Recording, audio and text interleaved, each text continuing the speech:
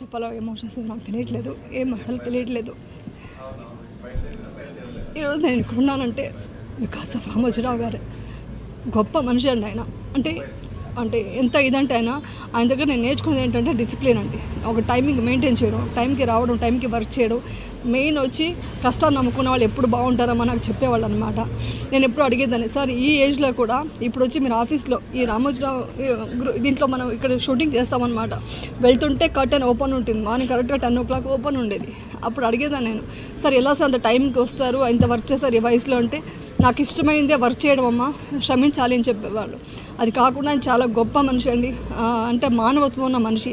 అంటే మనకి ఏ చిన్న స్థాయిలో ఉన్నా కూడా కష్టపడి పనిచేసేవాళ్ళంటే ఆయనకి చాలా ఇష్టం అన్నమాట. సో వాళ్ళని గౌరవించి వాళ్ళు ఏ స్థాయిని చూడకుండా వాళ్ళని వాళ్ళ ఫ్యామిలీ లాగా ఫీల్ అయ్యేవాళ్ళు అనమాట. అలా ఉన్నారు కాబట్టి నేను ఇప్పుడు దాకా కూడా ఇలా ఈటీవీలో వర్క్ చేసుకుంటూ ఉన్నాను ఇప్పుడు దాకా. సో ఈరోజు నాకు ఆ మాట వినగానే చాలా షాక్ అయిందండి. కానీ ఇంకో విషయం చెప్పాలి మీ అందరికీ ఏంటంటే, ఆయన ఒకటే చెప్పారు, ఏది ఉన్నా షూటింగ్ ఆగకూడదు, ఎక్కడ వర్క్ ఆగకూడదు, అందరూ శ్రమించాలి అని చెప్పేవాళ్ళు. ఈరోజు కూడా బయట వాళ్ళంతా షూటింగ్ క్యాన్సిల్ చేశారు, కానీ మాకు ఇన్ హౌస్లో షూటింగ్ ఉందండి. ఈ బాధలో కూడా వెళ్ళి మన కృషి మనం చేయాలి అనేది ఆయన చెప్పి నాకు ఇన్స్పిరేషన్గా తీసుకొని ఈరోజు నేను షూటింగ్ వెళ్తున్నాను. ఆయన గొప్ప పవిత్రమైన ఆత్మకి శాంతి జరగాలనేసి ఆ దేవుడిని మనస్ఫూర్తిగా కోరుకుంటున్నాను. Thank you.